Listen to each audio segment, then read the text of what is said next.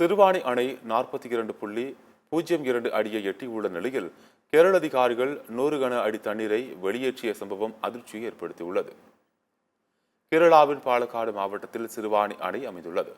இந்த அணை கோவை மாவட்டத்தின் முக்கிய நீர் ஆதாரமாக உள்ளது.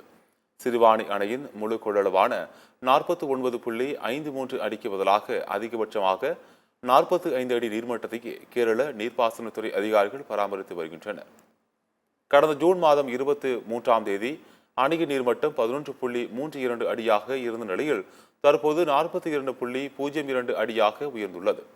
இன்னும் முழு கொள்ளளவான 49.53 அடியை எட்டவில்லை. ஆயினும் சிறுவாணி அணையிலிருந்து 1000 கன அடி தண்ணீரை அவசரகால வழியாக கேரள அதிகாரிகள் திறந்துவிட்டுள்ளனர்.